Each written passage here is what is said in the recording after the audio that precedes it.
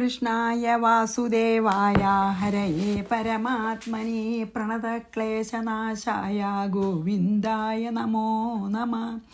രാമായ രാമഭദ്രായ രാമചന്ദ്രായ വേധസേ രഘുനാഥായ നാഥായ സീതായ പതയേ നമഃ.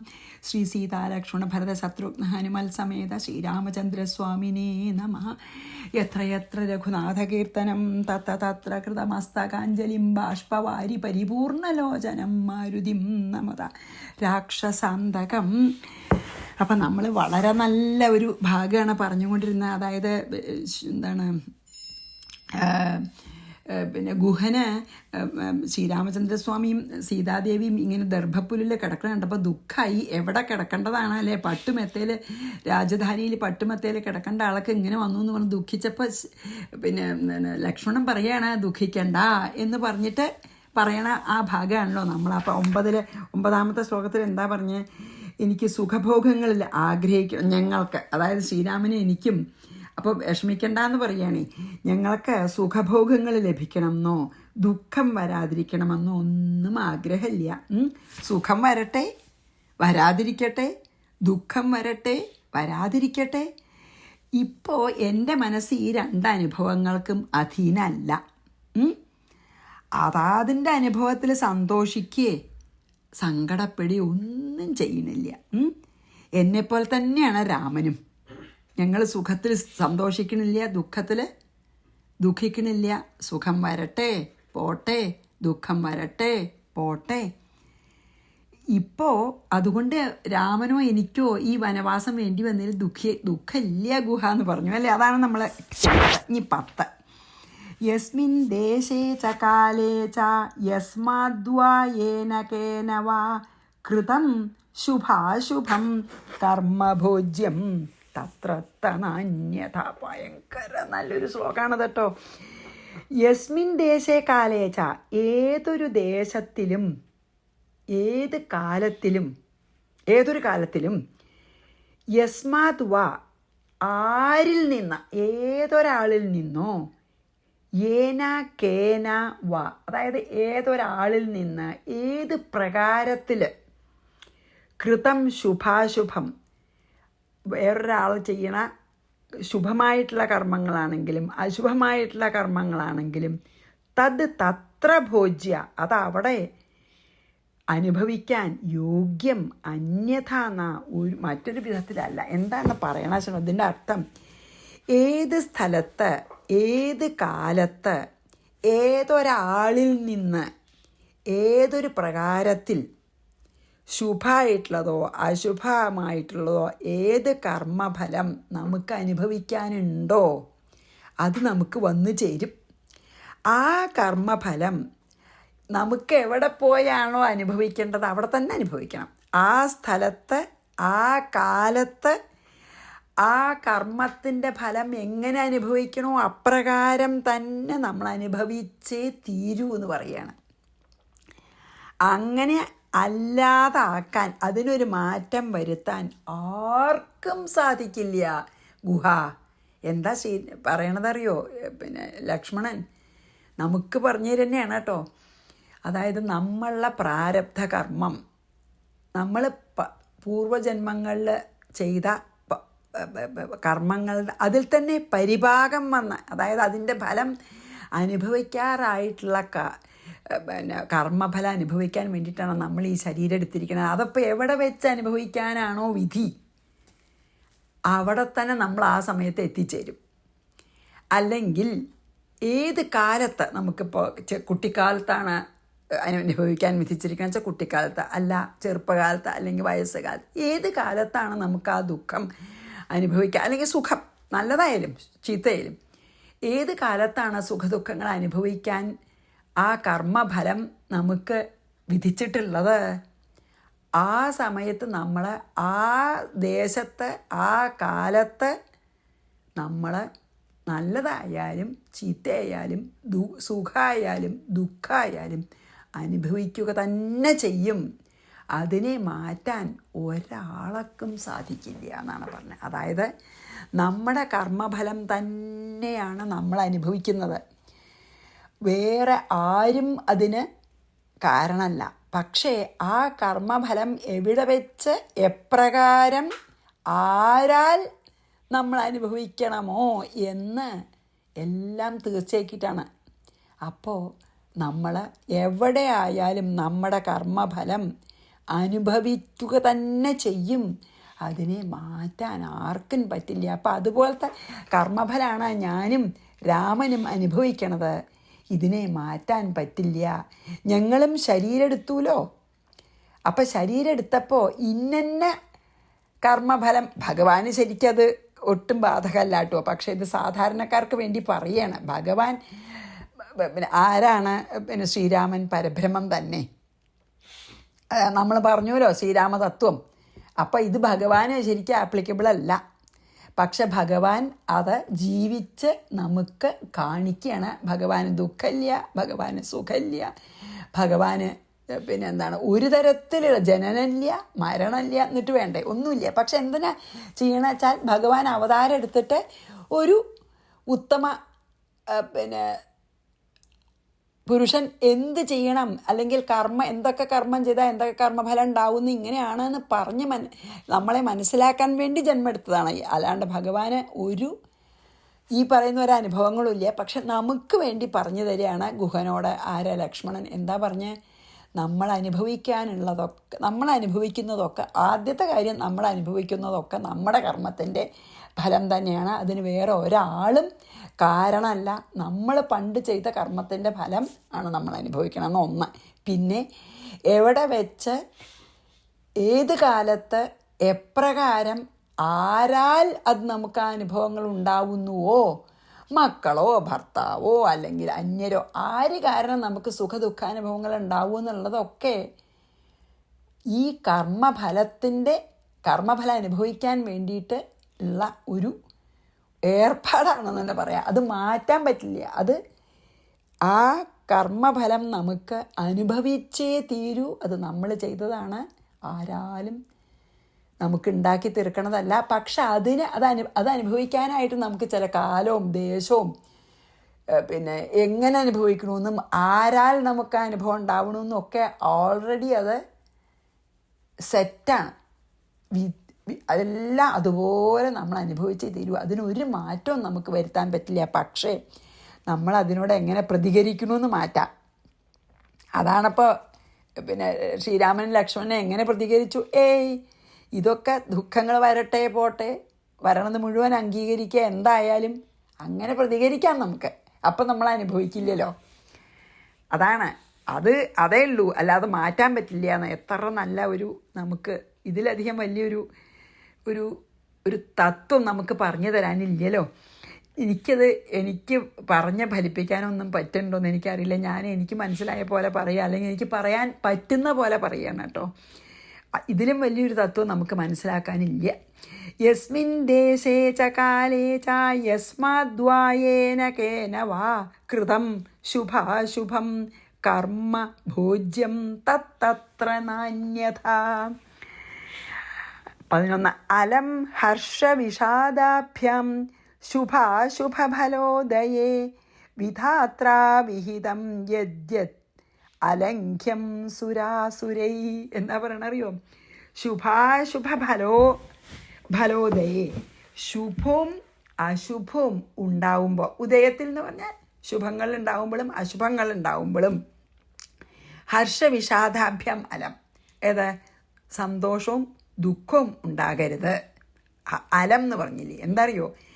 നമുക്ക് മംഗളമായിട്ടുള്ളത് അല്ലെങ്കിൽ നല്ല കാര്യങ്ങൾ പോസിറ്റീവായിട്ടുള്ളത് വരുമ്പോൾ അത്യധികം സന്തോഷവും, നമുക്ക് പ്രതികൂലമായിട്ടുള്ള അനുഭവങ്ങൾ വരുമ്പോൾ അത്യധികം ദുഃഖവും ഉണ്ടാകാൻ പാടില്ല.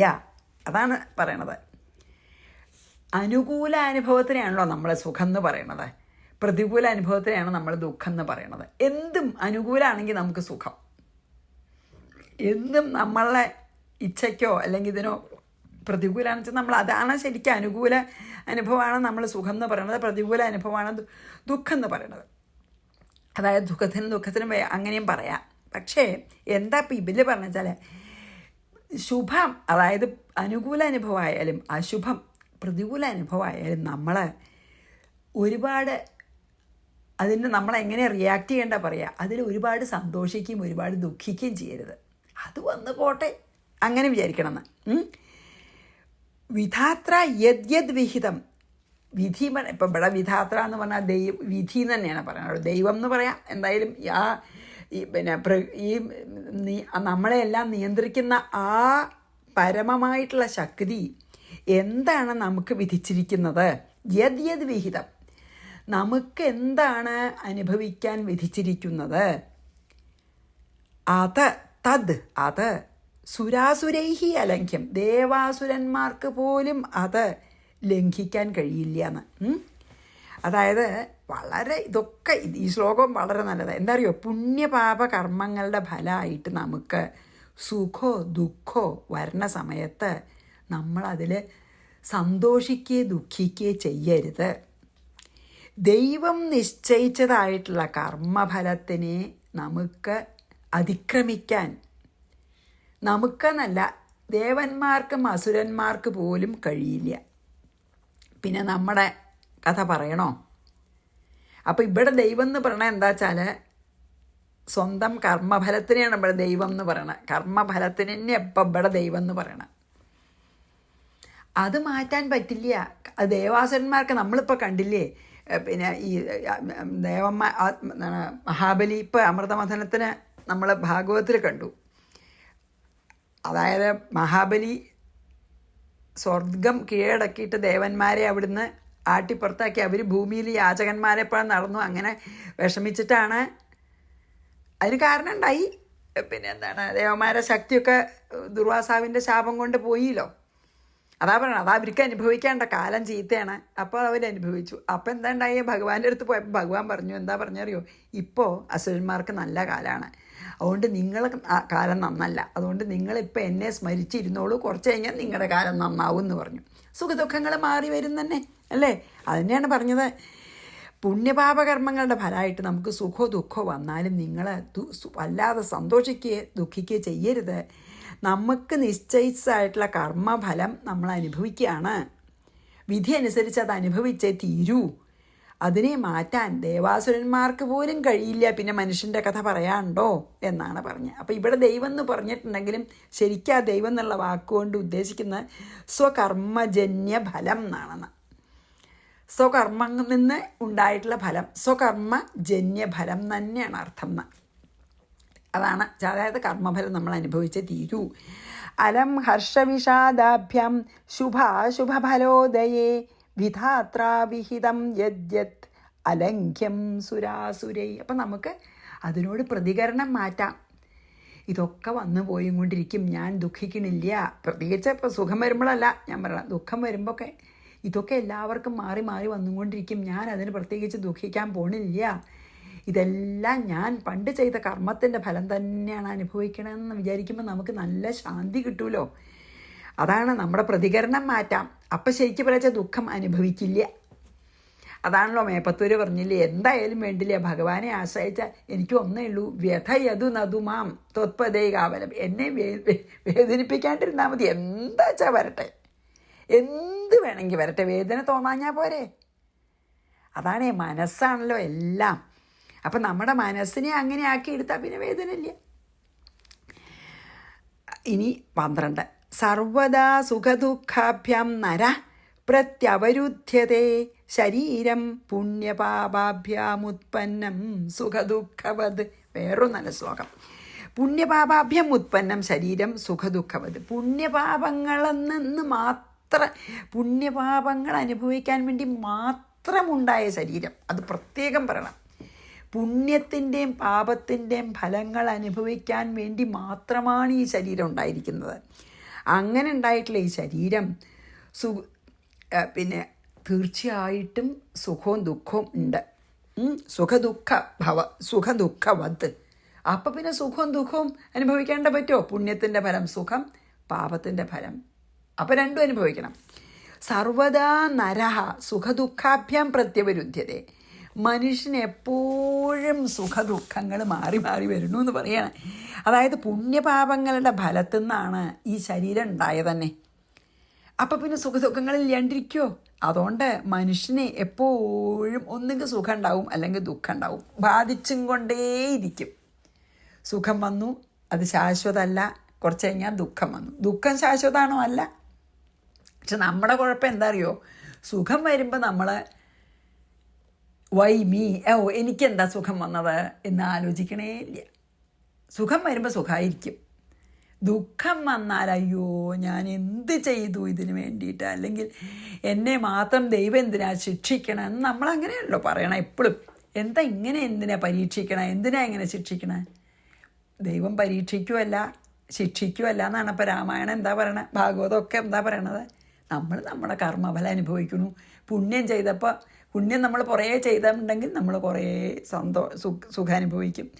പാപം ചെയ്തതിൻ്റെ ഫലമായിട്ട് നമ്മൾ ദുഃഖം അനുഭവിക്കും. അപ്പോൾ ഈ ശരീരം എടുത്തുന്നതിന് അതിനെ വെച്ചാൽ പിന്നെ ഒഴിവാക്കാൻ പറ്റുമോ? എന്തോ പാപം ചെയ്തുകൊണ്ടാണ് ദുഃഖം വന്നത്, അതിനാണ് ഞാൻ ഈ ശരീരം എടുത്തത്, അതൊക്കെ അനുഭവിച്ച് തീരട്ടെ എന്ന് വിചാരിച്ചാൽ ആണോ വേണ്ടതെന്ന് പോലും പറയാം. അതായത് ശ്രീരാമകൃഷ്ണ പരമഹംസർ പറഞ്ഞു എന്ന് ഞാൻ വായിച്ചിട്ടുണ്ട്. എന്തെങ്കിലും ദുഃഖം വന്നാൽ നന്നായി, ഇന്നപ്പം അത് കഴിഞ്ഞൂലോ, അതനുഭവിച്ച് കഴിഞ്ഞൂലോ, അതങ്ങോട്ട് കഴിയട്ടെ എന്ന് പറഞ്ഞ് ദുഃഖത്തിനെയും കൂടി ഇങ്ങോട്ട് സ്വീകരിക്കുക. അതൊക്കെ വളരെ വിഷമമാണ് കേട്ടോ. പക്ഷേ ഏതായാലും നമുക്ക് പറഞ്ഞു തരണത് നമുക്ക് മനസ്സിലാക്കിയിട്ട് പറ്റണത്ര നമുക്ക് നമ്മുടെ ജീവിതത്തിൽ പ്രായോഗികമാക്കാൻ നമുക്ക് ശ്രമിക്കാമല്ലോ. ഇതൊക്കെ പറഞ്ഞു തന്ന് അറിയുന്നത് കൊണ്ടാണല്ലോ നമുക്കതങ്ങനെ ചെയ്യണമെന്നെങ്കിലും ഒരു ആഗ്രഹം ഉണ്ടാവണത്. അതിന് നമ്മൾ വിജയിച്ചില്ലെങ്കിൽ പോലും നമുക്കതാണ് അങ്ങനെയാണ് വേണ്ടതെന്നെങ്കിലും മനസ്സിലാക്കാമല്ലോ ഇവിടെ. അപ്പോൾ അതാണ് പറഞ്ഞത്, പുണ്യപാപങ്ങളുടെ ഫലത്തിൽ നിന്ന് മാത്രം ഉത്ഭവിച്ചതാണ് ഈ ശരീരം. അതിനപ്പോൾ സുഖദുഃഖങ്ങളില്ലാതിരിക്കുന്ന നമ്മൾ പ്രതീക്ഷിക്കണത് തന്നെ വളരെ ഒരു ഒരു സാഹസമാണ് അങ്ങനെ വിചാരിക്കണത്. അതുകൊണ്ട് മനുഷ്യനെ എപ്പോഴും സുഖവും ദുഃഖവും ബാധിച്ചും കൊണ്ട് തന്നെ ഇരിക്കും എന്ന് പറഞ്ഞു ലക്ഷ്മണൻ. സർവദാ സുഖദുഃഖാഭ്യാം നര പ്രത്യവരുദ്ധ്യതേ ശരീരം പുണ്യപാപാഭ്യാമുത്പന്നം സുഖദുഃഖവത്. ഇനി 13. സുഖസ്യാനന്തരം ദുഃഖം ദുഃഖസ്യാനന്തരം സുഖം ദ്വയമേതദ്ധി ജന്തൂനാം അലംഘ്യം ദിനരാത്രിവത്. വായിച്ചാൽ തന്നെ നമുക്ക് മനസ്സിലാവും. അല്ലെ, അത്ര സിമ്പിളായിട്ട് പറഞ്ഞു. എന്താണ് സുഖസ്യാനന്തരം ദുഃഖം? സുഖം കഴിഞ്ഞാൽ ദുഃഖം, ദുഃഖസ്യാനന്തരം സുഖം, ദുഃഖം കഴിഞ്ഞാൽ സുഖം. ജന്തൂനം, അതായത് ഈ ജീവജാലങ്ങൾക്ക് ഇത് രണ്ടും, ഏതത് ദ്വയം, ഈ രണ്ടും ഏതുപോലെ ദിനരാത്രിവത്, പകലും രാത്രിയും പോലെ അലംഘ്യം ഒഴിച്ചുകൂടാൻ പാടില്ലാത്തതാണെന്ന്. സുഖത്തിൻ്റെ അവസാനത്തിൽ ദുഃഖവും ദുഃഖത്തിൻ്റെ അവസാനത്തിൽ സുഖവും വരാതിരിക്കില്ല.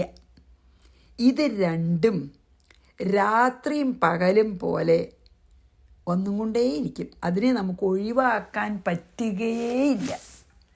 ഞാനൊരിക്കൽ വായിച്ചിട്ടുണ്ട്, എന്താ അറിയോ, എന്താണ് സുഖത്തിൻ്റെയും ദുഃഖത്തിൻ്റെയും ഡെഫിനിഷൻ എന്ന് പറഞ്ഞിട്ടുണ്ട്. അതിൽ വളരെ ഇഷ്ടമായി എനിക്ക്. ഞാൻ പണ്ട് വായിച്ചത്, പക്ഷെ ഉള്ളിൽ കിടക്കുന്നുണ്ട് എനിക്ക്. എന്താ അറിയോ, സുഖത്തിൻ്റെ ഡെഫിനിഷൻ, നിർവചനം എന്താ അറിയോ, 2 ദുഃഖത്തിൻ്റെ ഇടയ്ക്കുള്ള കാലാണത്രേ സുഖം. ദുഃഖത്തിൻ്റെ നിർവചനം എന്താ അറിയോ, 2 സുഖത്തിൻ്റെ ഇടയ്ക്കുള്ള കാലം. അതിൻ്റെ അർത്ഥം എന്താ? സുഖവും ദുഃഖവും മാറി മാറി വന്നുകൊണ്ടേയിരിക്കും. കാരണം നമ്മൾ പുണ്യവും പാപവും ചെയ്തിട്ടുണ്ടാവും. അപ്പം അതിൽ അനുഭവിക്കാറായിട്ട് മാറി മാറി അതിനൊരു നിവൃത്തിയില്ല. രാത്രി ഇപ്പം നമുക്ക് രാത്രി ആവണ്ടെന്ന് വെച്ചാൽ പറ്റുമോ? പകൽ കഴിഞ്ഞാൽ രാത്രിയാവും. എന്നാൽ ഞാൻ രാത്രി എന്നെ ആയിക്കോട്ടെ ഇരിക്കട്ടെ പറഞ്ഞു വെച്ചാൽ പറ്റുമോ? ഇല്ല, പകലാവും.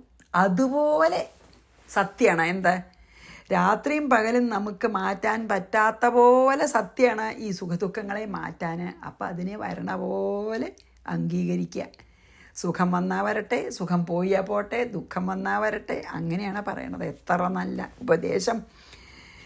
സുഖസ്യാനന്തരം ദുഃഖം ദുഃഖസ്യാനന്തരം സുഖം ദ്വയമേതദ്ധി ജന്തൂനാമലംഘ്യം ദിനരാത്രിവത്. വളരെ നമുക്ക് അത്ര നല്ലൊരു ഉദാഹരണം പറഞ്ഞു അല്ലേ ലക്ഷ്മണൻ. ഇനി സുഖമധ്യേ സ്ഥിതം ദുഃഖം ദുഃഖമധ്യേ സ്ഥിതം സുഖം ദ്വയമന്യോന്യ സംയുക്തം പ്രോച്യതേ ജലപങ്കവത്. ഇനി വേറൊരു ഉദാഹരണം.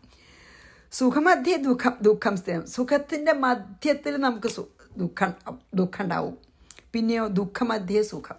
ദുഃഖത്തിൻ്റെ മധ്യത്തിൽ സുഖവും ഇരിക്കുന്നുണ്ട്. കാരണം ഈ ദുഃഖം എന്ന് പറഞ്ഞാൽ ദുഃഖിക്കുന്ന സമയത്തും ചില സുഖങ്ങളൊക്കെ നമുക്ക് ഉണ്ടാവുന്നുണ്ട്. അതേപോലെ തന്നെ നല്ല സുഖമാണെന്ന് പറഞ്ഞിരിക്കുമ്പോൾ അതിൻ്റെ ഇടയ്ക്ക് ദുഃഖം ഉണ്ടാവുന്നുണ്ട്. ദ്വയം ജലപങ്കവത് അന്യോന്യ സംയുക്തം. ഏതുപോലെയാച്ചാൽ വെള്ളവും ചേറും എങ്ങനെയാണ് കൂടിച്ചേർന്നിരിക്കണം അതുപോലെയാണെന്നാണ് പറയണത്. അതായത് എല്ലാം ഈ മായയിൽ എങ്ങനെയാ വെച്ചാൽ 3 ഗുണങ്ങളുണ്ടല്ലോ. അത് കാരണം മായ ത്രിഗുണാത്മികയല്ലേ.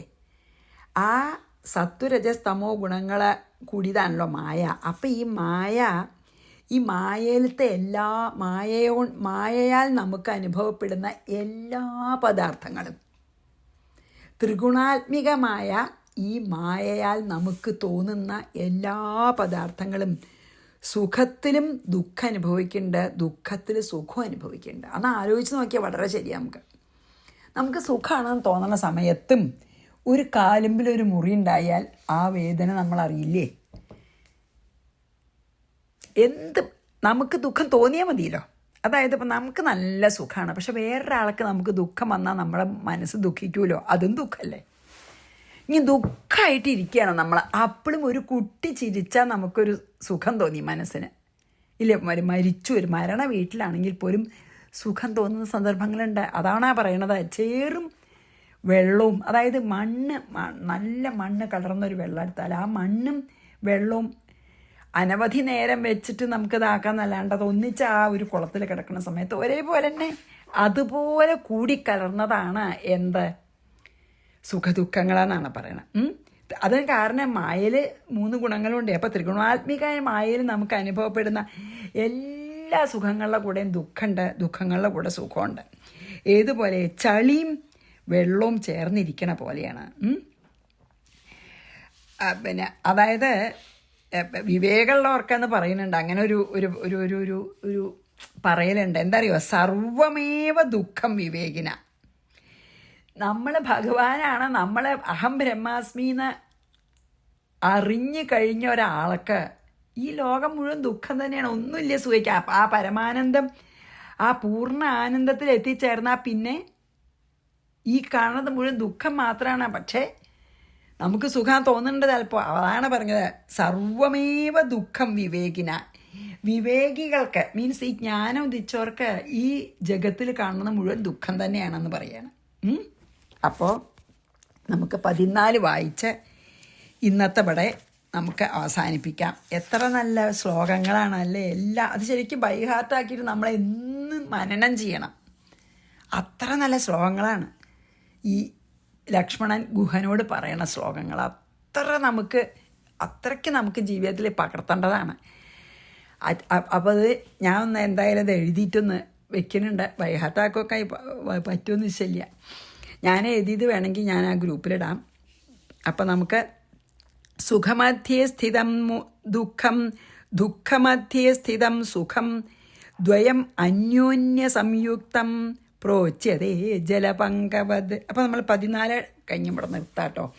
ശ്രീകൃഷ്ണാർപ്പണമസ്തു. സർവത്ര ഗോവിന്ദനാമ സങ്കീർത്തനം. ഗോവിന്ദ ഗോവിന്ദ. ശ്രീ സീതാലക്ഷ്മണ ഭരതശത്രുഘ്ന ഹനുമൽ സമേത ശ്രീരാമചന്ദ്രസ്വാമിനേ നമ. ഗുരുവായൂരപ്പാ ശരണം.